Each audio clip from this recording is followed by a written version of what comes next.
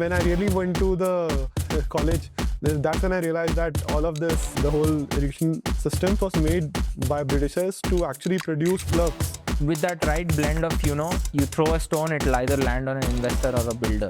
It's come down to that now, right? There are many very good founders which we have rejected just because they were not showing either one of these qualities. Because of Shivaji Maharaj back in 1700s, because of that Maratha dynasty, the invaders could not come south. So we have a lot of culture, a lot of temples, everything is related to tradition, it's preserved in south. So you told me you dropped out of college, Yeah. right? Were you since you're an Indian guy, were your parents okay with it? Bro, I didn't tell my parents. Right? So, why Sfere?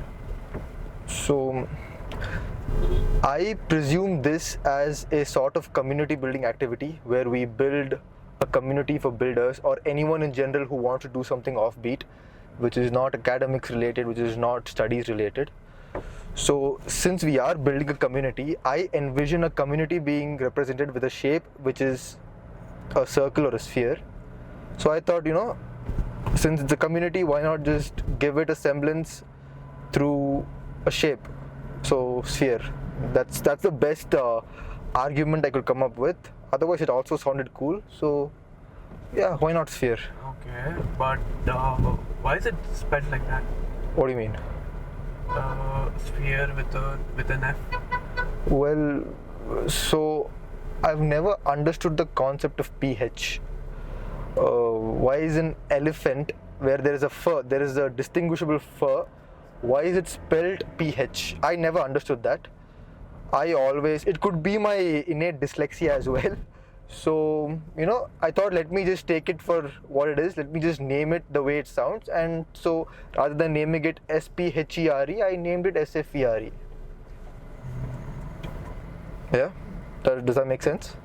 Yeah. So it's like elephant.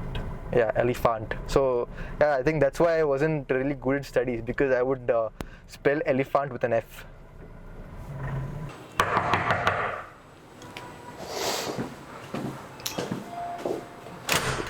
Hey, Hey, Yuvraj, Yuvraj. what's up? How are you, man? Good. Come in. Welcome to the house.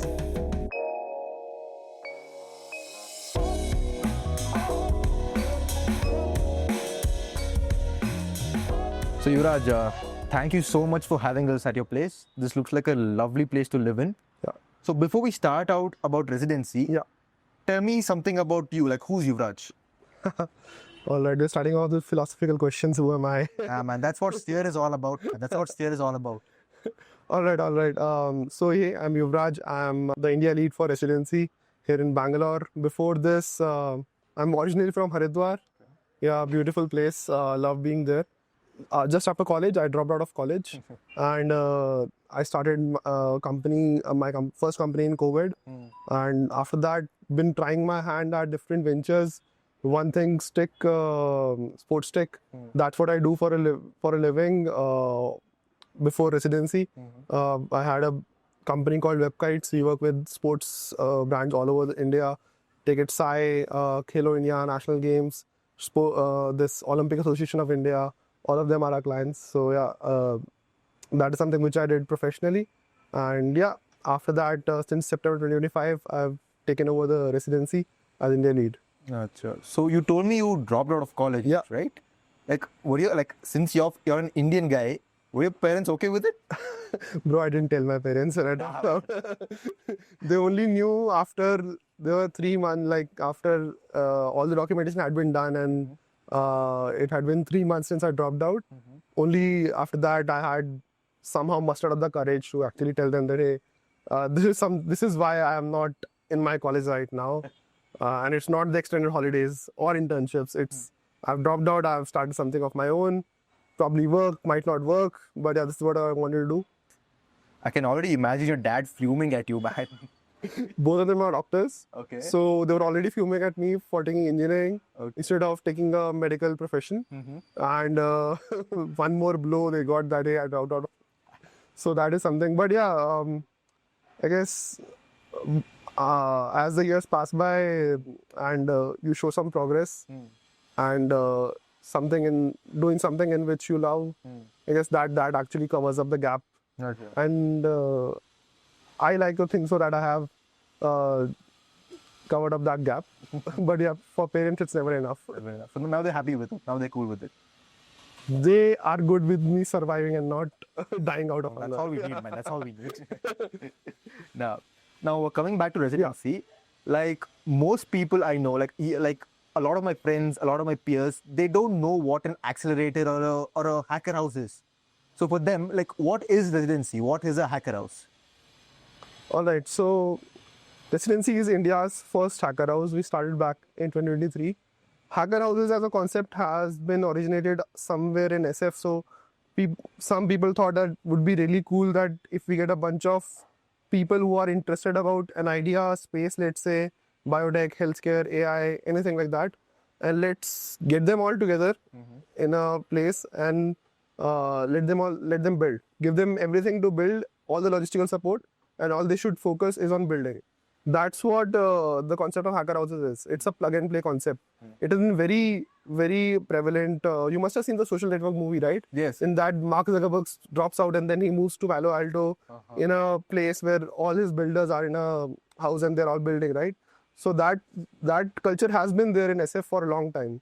It was not in India because, of course, we had that conservative thing that, hey, we have to first go finish college, then we have to do jobs for some time, gain experience, and then start a startup. So to break that chain, I guess COVID has done some good work there because youngsters got a lot of time on internet, right? And they got to know that, hey, there's something called hacker houses, accelerators, stuff like that. Back when I dropped out, it was not there. I wish I had such a place, right? But so yeah, 2023 we started off with the one resident in SF. Okay. And now we have 12 plus homes all over the world. Think of any major city, be it 3 in SF, 1 in New York, Berlin, London, Singapore, and of course 1 in India, Bangalore. And yeah, I lead the India initiative here. So the India cohort is only one in the entirety of India residency, is it? Yeah. So we just have one house right now. Okay. We're planning on setting up more houses by the end of March, April. Yeah. So why do you choose Bangalore to set up your first house in India? I mean, it's a no-brainer. Bangalore of course, has the highest tech talent density. And it's a perfect place for this because we have not just a tech talent density, but we have all the VC offices, all the people who can make decisions, right? In this startup world, all of them are here. Plus, love the weather. that is something which I love about Bangalore. And for hacker houses or startups, all you need is like really ambitious people to get together and work on something meaningful, a hard problem maybe. And Bangalore seems like it's the best place in India to at least start from. Because any other major city you go, Mumbai, Delhi, I guess we don't have that. See, Bangalore is the home for ISRO, DRDO, right? We always had that scientific temperament going around here that, hey, we can work on problems which are hard, which people think are unsolvable. And I guess we have to go to the frontier of tech and try to solve it, right? I don't think that any other city in India has that DNA. So yeah, probably saying Bangalore's startup ecosystem is what of course is here. I just want to plug in my city, man. I just love my city. That's why, I didn't want to compliment it from my mouth. I just want to hear from your mouth. So thank you for complimenting my city. No, Bangalore has been such a welcoming place. I don't know, there's been rounds of videos doing on social media that, hey, Bangalore is not unwelcoming to business and stuff.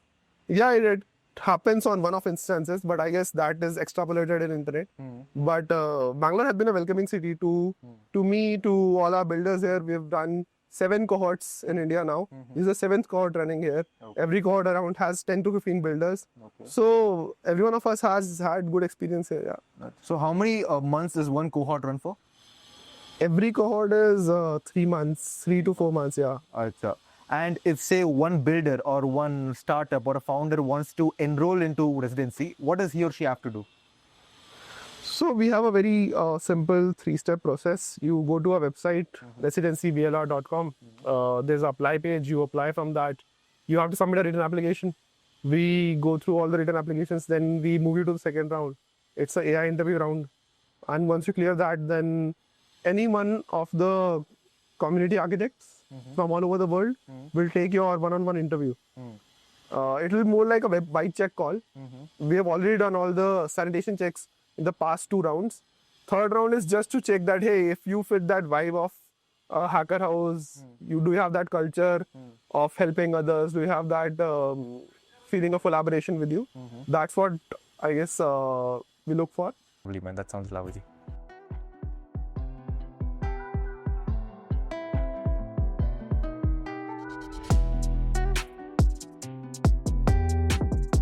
So Mihir, thank you for giving us your time. So before we start off, like, how did you come about being in residency? Like, what's your background with residency? So I happened to meet Yuvraj back in college. We go way back. We met in college through ESL. Both of us shared that passion for startups, communities, community building, and then we spent a lot of time, worked on a couple of projects together. I myself went into healthcare with a startup, a project of sorts in a certain space in healthcare, worked with some of the specialists and then pushed that product to clinical trials. Okay. And I went a bit into pharma consulting, analytics. I've done a couple of things, but I think I was always connected to the ecosystem. And of late, in the last 1 year, I've delved more into the investing side of things, spent a lot of time with investors, early stage builders. So it's around this time when Yuvraj asked me that, there's the residency, and I think some of the India's best young builders, early stage builders are going to be here.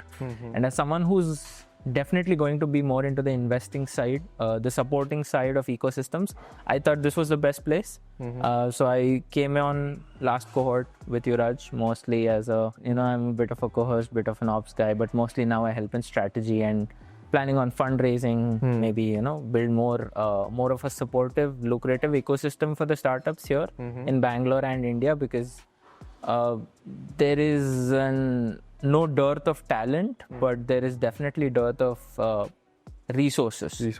Not opportunity, but resources. So maybe we need more of a structured ecosystem here in where, it's all happening here in Bangalore, in India, if you think about it. So yeah, this is how I led myself. Always been connected to the startup ecosystem for a few years now, but very closely so now. And I think residency gives me the access to both what's happening on the latest front as well as how I can contribute. And where are you from? I'm from Bangalore. I'm a localite. So as a fellow Bangalorean, I have a very, very important question. Okay. Kannada Barutha. Barutha. Very good. Very good. Just have to, cater to the audience. So you were telling me about, being a part of the ecosystem. So I assume you've seen the Bangalore startup ecosystem grow. Like, how do you think it was before, like 5 years ago, and what do you think about it now? Bangalore has just constantly evolved, right? Like, I think until the 2015, 2018 phase, Bangalore was the hub of IT. Like, startups were just a growing name, right? And the government also didn't give that much of a push. But I think post around pre-COVID is when the startup boom happened in Bangalore. Got a lot of the local startups, Zerodha of course being one of the bigger names, both connected to the stocks as well as a startup. Then Cred came up, and a lot of these guys started making names. But Bangalore, I think, as an ecosystem, never had talent shortage, as I was telling. So I think that is why startups also found it lucrative, because investors were already here. The big tech was here, which meant a lot of talent. If you see a lot of these startups, if you go back to the days of Flipkart and then, come to Zerodha and come to, not so much Zerodha, but maybe Cred and so many other startups, you see a lot of these guys have spent a lot of time in big tech, big consulting firms, and then they shifted. So the talent was already here. They just needed an ecosystem. And then, some of the big companies came out of here. India started seeing unicorns. India started seeing Bangalore as a base of operations. And I think that's about how that boom happened. And I think post-COVID, post-AI, it has just been, exponential, the growth. And why, if you ask, I think Bangalore was always a town, a city for the youngsters from the age of 2000s. And now we ourselves are part of that group. And with that right blend of, you throw a stone, it'll either land on an investor or a builder. It's come down to that now, right? So in Bangalore, in the coffee shops, in the cafes, and everywhere, all you see is there are investor meetings, there are founder meetings, someone's hiring, someone's pitching. So it happened very organically. No one came about to making this as is. Bangalore didn't organically become an IT hub, but Bangalore, I think, pretty organically became a startup hub. Yeah. So, and I think today it's the place. I mean, it's the it has been the Silicon Valley, and it is definitely. I mean, if SF is considered Mecca today in the whole startup and investing ecosystem, I think Bangalore is doing that role in India. And yeah, I mean, a lot of chinks in the armor, but it still is gold. So, as I said, you've been connected to the ecosystem so far. How do you think it's going to evolve over the next 5 years? Like, what do you think right now we have Hyderabad coming up. Hyderabad is trying to take the mantle off of Bangalore about being the startup hub of India. Andhra Pradesh is doing their bit to steal away Bangalore startup culture. Coimbatore, Tamil Nadu, like lot of other cities are coming up and trying to take that mantle away from Bangalore. Yeah. So what do you think the next natural progression for Bangalore should be to maintain its helm as the startup capital of India or the Silicon Valley of India? See, when you talk about taking the mantle away, I feel it's more about sharing load, right? Every city has its constraints, as do we. And I think there are some constraints that are causing an overload, a saturation point. So it's really good for India's ecosystem as a whole that it's getting more diversified. There definitely needs to be it. For Bangalore, I think there's two things. One, I would see that it's also about the quality over quantity factor. There is so much noise. Could you elaborate on that? There's so much noise in Bangalore, right? Everyone's building, everyone's raising, everyone is doing something or the other. But I think going forward, with AI booming so much and AI being the differentiator also, irrespective of which field they're building in, the differentiator will be the quality. Like if you're someone who's building a startup here in the next 5 years, you need to focus on having the best product or service or whatever your endpoint is. And I think that will make you stand. In terms of infra constraints, I don't think there are severe constraints at the moment. Like I said, it's mainly a load sharing basis going on, although there are lucrative poaching happening across cities. But I think it's for the best. It is never ideal that everything is concentrated into one single bubble. Bangalore is always going to be a pioneer in that space. And there's always going to be that certain mecca sort of respect and both infrastructure, opportunity-wise. But if you think about India's ecosystem as a whole, it is ideal that it is branching out. And you can always have sector-specific startups. You can have sector-specific startup hubs, right? So Bangalore will always be a certain sort of AI leader. If you see a lot of infra, a lot of manufacturing, a lot of consumer, these are the startups that are emerging from these new sectors that you could talk about. You can talk about Gift City, Ahmedabad, you can talk about Hyderabad, you can talk about Pune also to a certain extent. So it's good. It's a good expansion, and Bangalore will only evolve into focusing on more of a niche. Right now there's too much noise. So Bangalore will probably become more niche, more sector specific. What do you think Bangalore's niche would be? Technology goes without saying. I mean, I don't have to spell it out loud. But again, consumer-wise also, the advantage of having some of the largest group of techies and youngsters here. A lot of consumer startups like Bangalore as a product deployment region. Of course, parallel to probably Bombay, Delhi. Delhi, again, we know there's a lot of constraints there. So which is why people come down south or take Bombay or take Pune. Hyderabad doesn't have that much of a consumer offering, in my opinion, at the moment yet. But again, they're on their own evolving trajectory, right? So yeah, technology goes without saying, maybe for the consumers as well. But it's more of Bangalore's, I feel, also growing more into a hardware hub. Like a lot of hardware-based startups are working out of Bangalore, having sort of a lot of teams. I see that even though the manufacturing might be sourced out to different parts of India, they're still focused here. So tech will remain the king, but maybe some of these other sectors, like I mentioned.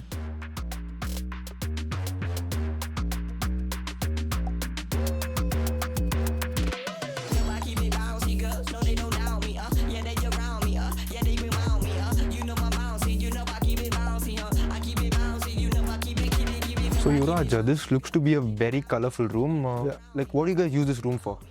So we're in Zoe House right now, and this is our studio.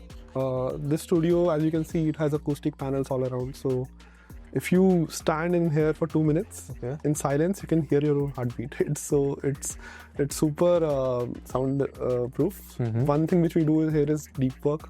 Number one, it's a silent zone. So we have 4-5 tables here. So whoever wants to do some deep work, they want to lock in, not get disturbed by anyone, they all come in here, work. Second, we use this for podcasts. We use this as a studio where people can shoot launch videos, they can shoot content, probably for their company, for marketing, branding stuff. So yeah, that's what it's used for. All these, which you can see, all of these are 3D printed materials, all this, and we have a 3D printer out there. Okay. And yeah, all of this, they're all made for fun, just for the fun of it. Yeah. Is there anything you made personally? No, I haven't made anything, but yeah, all the people who are living there, they all come use the 3D printer and like make these stuff. Yeah. Man, this looks great. So coming back to it, like tell me how you got into leading residency. Like, how did you become the India head for residency? All right. Long story short, I joined residency as a participant. Okay. Almost last year, like February 2025, and I was building my own thing. I was taking my sports tech thing forward, adding some biomarkers to it, stuff like that. So I joined residency with that. Once I was done with it, by the end of cohort, the people who were there in the leadership, they asked me, hey, we are looking for someone to take over the India initiative. Would you be up for it? And since I had prior experience in leading things at college, I led the ESL in my college. We had formed a community of 4,000 people. Always loved being around smart folks who are working on really, really good problems. And yeah, always believed in the feeling of serendipity. Like if we put ambitious people together in a room, I think serendipity kicks in and something great. We have a chance at something great, right? So just for the sake of it, I said, yeah, if I have to live in Bangalore, why not live with the coolest folks, the smartest folks around? So yeah, that's how I got to be the India lead for residency. And are you the only lead, or is there a team you have? Yeah, I have a small team. It's a team of fully, like all the full team is volunteer-led team. We don't have a corporate structure here, but I have my co-founder Nimisha. Then we have Mihir in the team who leads VC and strategy. And then we have Garima who takes care of the operations. We have Nikhil who takes care of the branding part, the media part of it. So yeah, we have a couple of folks who help us here and there in taking this forward, telling better founder stories, making things accessible for founders, enabling them. So yeah, that's it. So you just said that if you put smart minds together and serendipity kicks in, you guys can create something great. Yeah. Have there been instances where you thought he or she was the right guy and you put them together, but it kind of did not work out and you had to, part ways? Is there any case like that? No, we don't. Serendipity is something which you hope for, right? We don't take it as outcome which will happen, definitely happen, but I think there is a possibility that it might happen, so we have to take chances for it. One of these instances which I remember was there was a founder who came back from NYU, right? And he wanted to build for Tier 2 India. So he was building this multilingual news app, right? Okay. And he came to residency in cohort 4, I guess. Cohort 4, yeah. And then he was building this news app and he was getting nowhere. And then he was stagnant at users. And then he learned that India 2, the Tier 2 India, Tier 3 India, they don't type on the phone. They speak to the phone. They put on the YouTube mic and then they speak that, hey, please play this song. So he learned that, hey, I need to put voice in my news app, voice agents in my news app. And then the moment he integrated that voice, the voice access to the app, he learned that the voice models in India for Indian languages, they're shit, right? There are no good models for Indian languages. This was back 1.5 years back, right? Okay. And that's when all the AI agents and the voice agents, everything was booming, right? So one resident who was sitting beside him while he was discussing the problem with me, he told, hey, why don't you actually start a company which solves for this? They build great voice models for Indian languages. Okay. He said, yeah, we can do that, and Hindi is the best language to start with because we have a huge amount of data for Hindi. But the problem is he doesn't know Hindi. He said, the problem is I don't know Hindi, how do I do it? And then Be an ideal guy in Bangalore, man. Not like him. He'll be an ideal candidate for a Bangalore citizen. actually got trolled a lot for it. But anyways, he said, yeah, I don't know Hindi. Then the other guy said, hey, let me help you. And that's when they built this company. And like he started experimenting, built this company, and then they launched a model which actually surpassed many of the big like funded players in the market. Like it became India's top intake voice model. Like right now. Yeah. Damn, man. Wow. So that's what I mean when I say that we have to put ambitious people together in a room and then let serendipity happen. And so they were working on separate things. Yeah, they were working on totally separate things. Okay. One was working on a recruitment app, one was working on this India 3 news app, and then they both came together and worked on a totally different thing. One thing in residency which we look for is very high agency people, right? That we don't have to wake them up every day and tell them, hey, you have to work on your idea. They're all self-driven, right? And they really want to solve that hard problem. They're not in for the money of it. They're in for the joy of making something and to making it because they know that if they don't make it, it will not exist in this world. They have to put their personal passion into it to make it happen.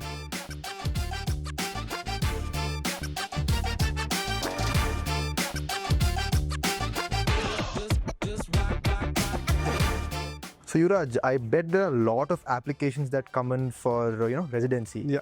So what would an ideal candidate for you look like? Like what checkboxes do they have to tick? All right. Couple of points. Number one, the one big misconception about getting into residency is that you have to be a founder or an engineer to get into residency. No, we welcome everyone. Anyone who is solving a hard problem. You can be an artist, a researcher, a developer, a builder. Anyone who is solving for a hard problem and they are fully into it can get into residency. Secondly, there are 3 traits which we look for in the ideal candidate. Number one is they should be very high agency. That means I don't have to go to their rooms and ask them that, hey, you have to work on their program, on your project today, right? They have to be very high agency. And how we see that is they have to they should have done everything in their power to make that idea happen, even when they don't have the resources. Okay. Right? So they should have shown that high agency behavior before, probably in their hometown. Secondly, they should be ideally full-time into this. Full-time, because in these 3 months, you are giving everything to make your life's work possible, right? And if you're not full-time, if you're working in a job 8 hours a day and then doing this as a side project, that doesn't work for us, right? We want people who are fully focused on what they do, right? Second thing would be that. And third thing which we look for is that they should have that culture of sharing, learning, curiosity. They should have that open mind. They should not be settled that, hey, I only want to work on this and I'll only work in the corner and just do my work, go to sleep, do my work, go to sleep. That should not happen. They have to have that culture that, hey, I want to learn about how businesses work, how projects are being built, how all my other peers are doing, right? And helping them, and then they will help them, right? So there should be a culture of collaboration in them. So these 3 things which we look for. We have 3 rounds of interviews and 3 rounds of selection processes, and that's the only thing which we wait for, right? I bet there are many very good founders which we have rejected just because they were not showing either one of these qualities, right? Okay. Yeah, we need to have that culture to make that vibe here at residency happen. Okay. Yeah. So is there like a minimum level of funding you need to be considered as a good startup to join residency? No, there's nothing such like that. Most of the ideas which come are pre-revenue and they're just an idea while they come here. But in these 3 months, they have such a high velocity and they gain that traction, they gain that momentum that by the end of the cohort, they have either raised funding or have made made a whole team. Probably have taken, and if they've taken the funding, they've probably set up a new office here in Bangalore or probably SF. One good thing which residency offers, which I bet very less accelerators can call themselves a global network, because let's say your customers are in Dubai. We have a hacker house in Dubai. Let's say your customers are in Europe. You can move to Europe after this. Let's say your customers are in SF. We have 3 houses in SF, one in New York, right? One in Boston. So you can move to any of those houses, right? So residency also acts as a bridge to accelerate. Let's say you've completed the cohort here. Now you want to move where your customers are or where your potential investors are. We give you that support to actually move to that place. So have there been applications that are so perfect, like they're spot on, but maybe because of a lack of, say, a culture of sharing or something like that, have you rejected such applicants? Yeah, we have actually done that. I've received applications where a startup is heavily funded and they have everything set up. They just want to come in and come in and get selected in residency. But when we were talking to them in the vibe check round, that's the last round. That's a call with me. Like if you want to get into the Bangalore house, the last call is with me. And then while I was doing the vibe check, they didn't pass the vibe. They were like, hey, we have an office here. I'll go to my office every day for 6 hours. I'll just come here to probably chill, sleep, eat. And I said, bro, that doesn't work. We provide you workspaces, right? You can work from here. And again, I didn't see that culture of sharing and learning, curiosity in them. So yeah, we rejected them even though they were heavily funded. Also, so how does a day in the life of a residency, applicant or a guy from residency look like? Like, how does it look? Yeah, we call them residents. So there's no programming at all. We believe that everything you need to know about how to build a startup or how to build a company or anything else for that matter, everything is available on internet. We have great AI tools which make everything possible for you. So there's no programming at all. There are no classes, no courses. The only thing which we do is we make sure that they are accountable once a week through demo days. Demo days is something where they show what they've been doing over the week, the progress of the project. We set a North Star metric for them in the start of the cohort, and they have to show the progress of where the graph has been. Okay. And they have to be honest as hell. Okay. And we believe in the philosophy of show, don't tell. I don't want them to tell me stories of fancy things, right? I want them to show me what they've been building, right? So everyone sits in a room and there's one screen, everyone gets 5 minutes to present. And then we have investors, VCs, we have founders, YC founders who come in and give feedback on, hey, how can you actually make this happen? How can you actually improve this? And there have been instances where the warm intros from here have gone a long way in supporting their journey. So that is something which we do. Other than that, it's a plug and play concept. Residents come in, they have their room set up, they have the workstation set up, they have all the meals set up. So they don't have to worry about anything else.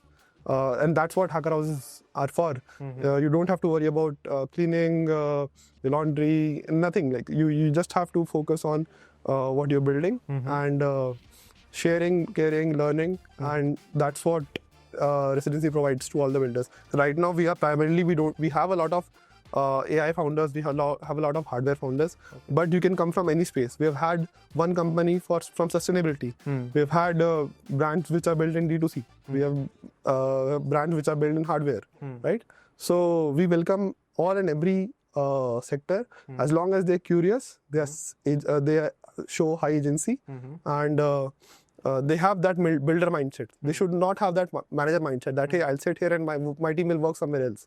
You have to be here in the house and you have to build stuff, right? As long as they cover these checkboxes, we are more than happy to welcome them.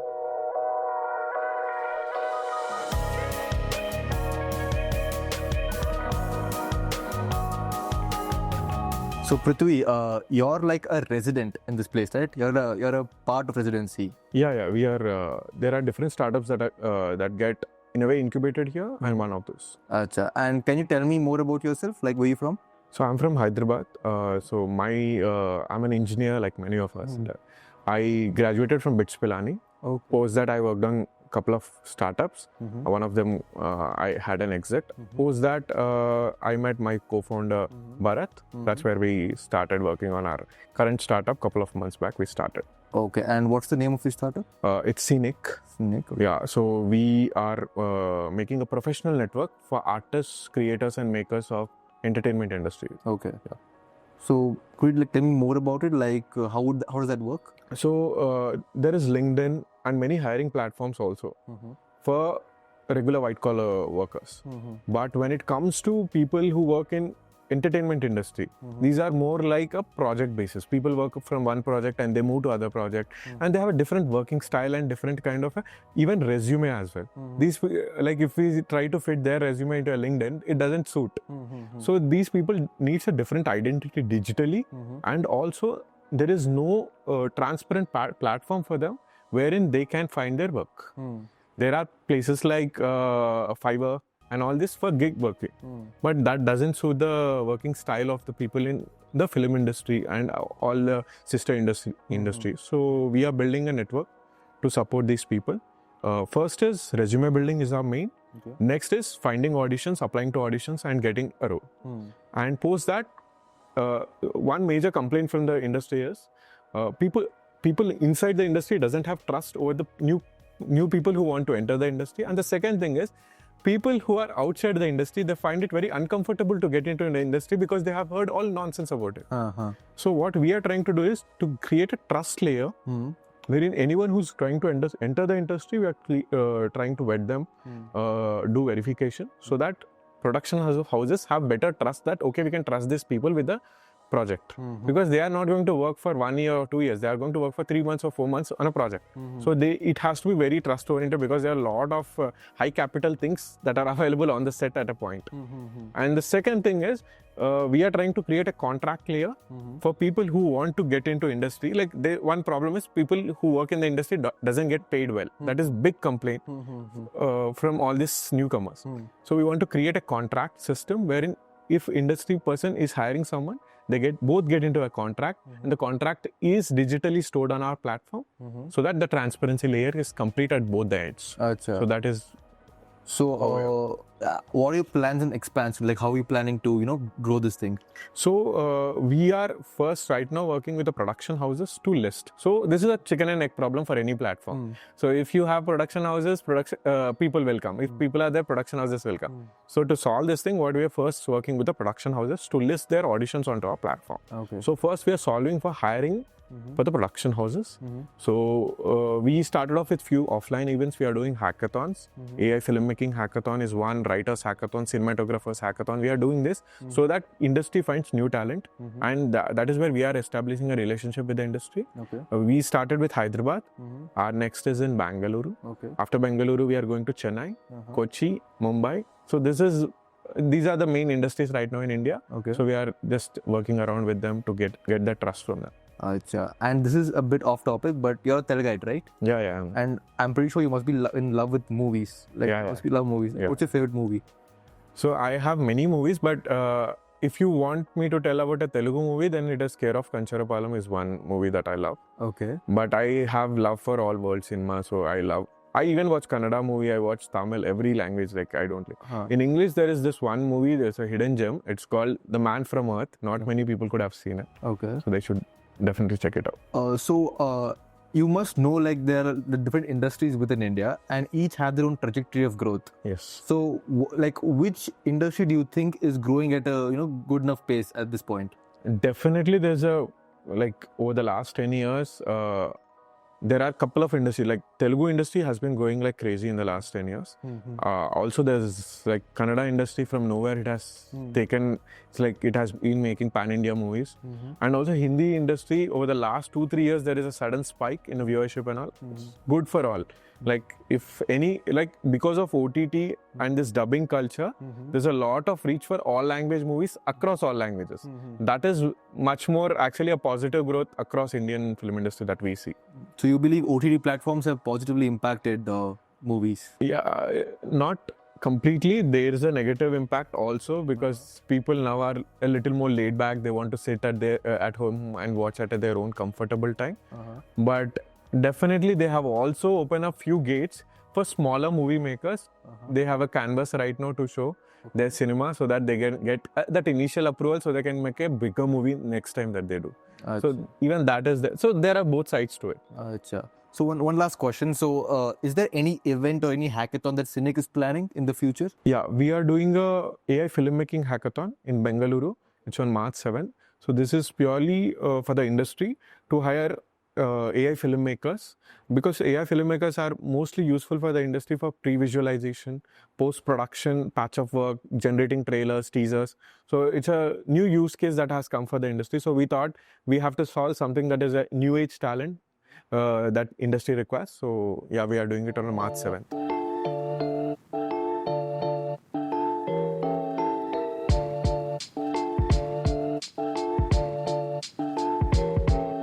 So Yuvraj, tell me, how was it growing up in Haridwar? Like Haridwar, I don't think it's a startup-rich place. Yeah. So how did that, hunger for growth in startups, develop in you?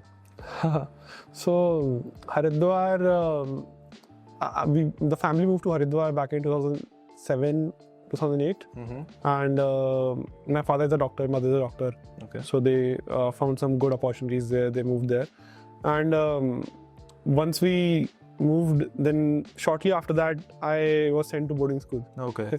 And this boarding school was not a very typical CBSE boarding school. It was a Gurukul. It was a modern, new age Gurukul, Okay. where they teach you Vedas, Shastra, Sanskrit literature, Sanskrit grammar, in depth. Not the way like you teach in CBSE schools. It's in depth. That means 6+ hours of study every day, only on these topics, Okay. plus the CBSE part. All right, just to cover the formalities and make sure that the students are up to date about everything going on. But they also have the knowledge of their culture, of the roots, right? And so that actually, I went to boarding school when I was 12, right? And since then I've been living from one boarding school to now, then college, and then outside my home. So all this has taught me a lot of things. First thing was independence, right? Got independent at a very young age. Boarding school does that to you.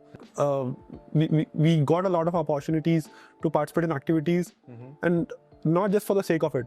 In usual schools, it happens just for the sake of it, just because they have to show some guests that people are performing, right? But we had real tournaments, real competitions.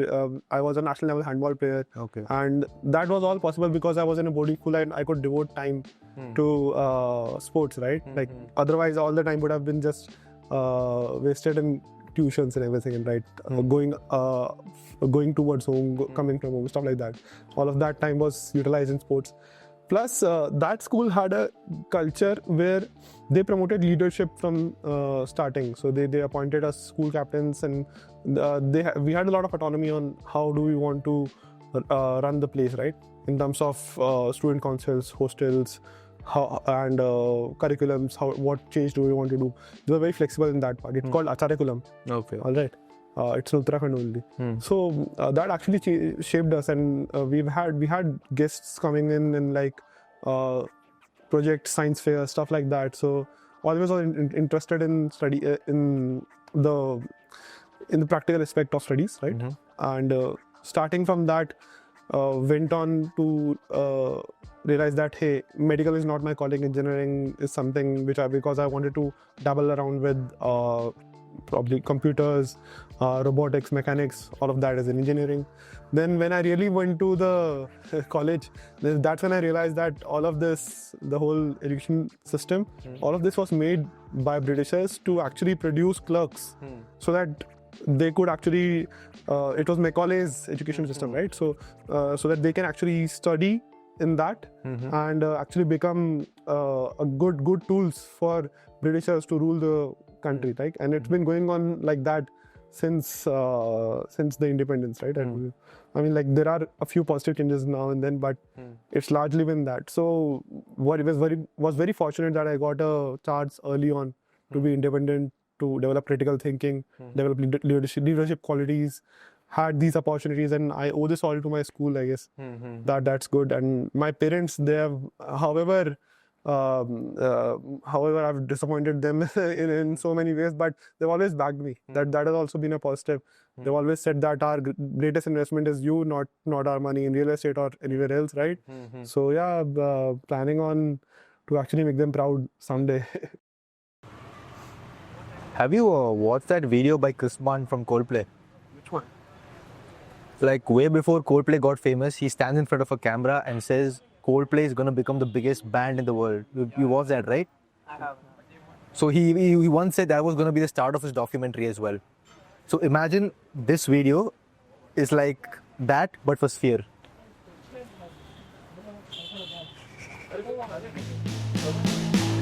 Cheers, Tejas.